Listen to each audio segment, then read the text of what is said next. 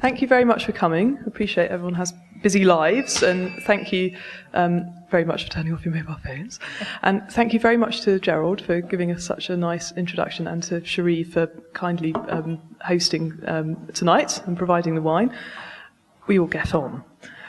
I've had some really good questions come in over email for Mira, and we'll definitely do some of those. I certainly hope that you've got some questions at the end. But many of you have probably heard about Mira before you've come down tonight. I mean, just some words used to describe her by people I know: fearless, intrepid, brave, campaigning. As an investigative journalist, Gerald's told you Mira's won lots of awards, but I was really keen to get her down here tonight to tell us about what I term good old-fashioned journalism, the investigative skills that have led me to admire Mira as a journalist myself for a long time, and now I think that we can say that we're friends. Absolutely. Good. So now I'm preparing to ruin that friendship by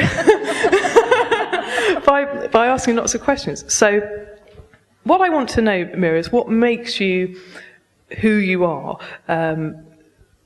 Your family fled Poland before the Second World War. You grew up in Palestine.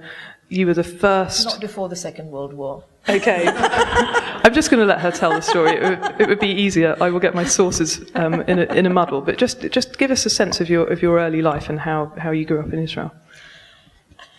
My mother left Poland My father left Germany in 1933. My mother left Poland in 1935. If they hadn't, I wouldn't be talking to you. They both left behind families who perished in the Holocaust. I wasn't born before the Second World War, not quite. It's the wine. I was born a few months after the end of the Second World War in September 1946 in Jerusalem, which was then in Palestine under the British mandate. I don't know if any of you saw something called The Promise, which was an absolutely superb Channel 4 series. If you haven't, try and catch it if it's repeated or watched it. It's absolutely the best thing about that period, about that part of the world, that I have ever seen on film or television. It's a bit of the antidote to Exodus. If any of you remember Paul Newman and the heroic sound effects. My father joined the British Army from Palestine in 1943. He joined the Jewish Brigade in the end of 1944. He fought the Germans in one single battle in 1945, and I finally pieced together, because he died 36 years ago, so I couldn't ask him, but I finally pieced together his history, which I'm hoping to write about, if only so I can get it off my chest and get back to normal life, because it's been preoccupying me very, very heavily in the last year or so, and it was very difficult to find out what was going on. I was born in Jerusalem in 1946. I spent four of my first 15 years in the United States, which is why I'm fluent in English, and I hate America, which is why I speak English. I didn't always hate America, but it's made itself very, very unpopular, and for unfortunately too many good reasons, but that's another story.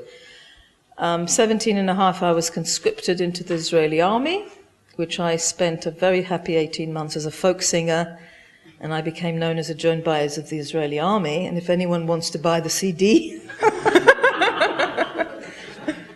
I'm serious, but you can ask me afterwards. When I was in the army, I started working for the Israeli radio station as a producer and director of English as a second language lessons.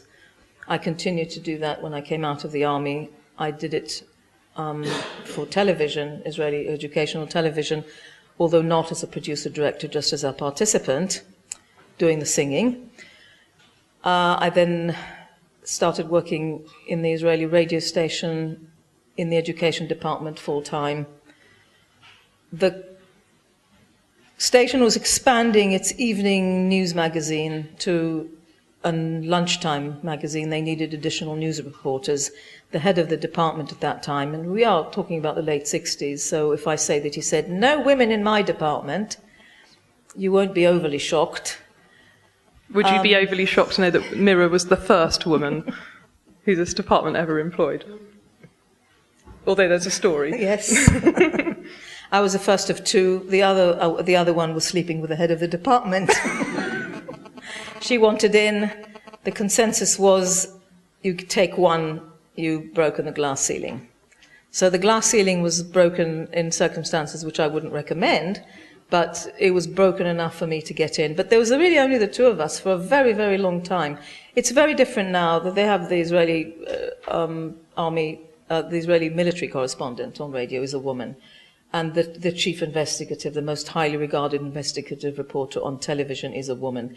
So women have made a lot of headway in journalism there as they have here. But in those days, it was very difficult. And I got quite a lot of flack and rude innuendo followed me wherever I went, I have to say. But I didn't care, because I loved radio, and increasingly I loved news reporting. And you found out two things, really, in your time that you were there. Number one, that journalism was what you were born to do, and number two, that you had to leave Israel, you had to get out.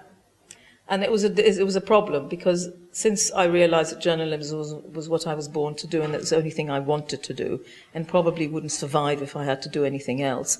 And then also to discover that I couldn't stay in the country where I was at the top of my profession in journalism. It was really difficult. But in 1972, I couldn't stay there anymore.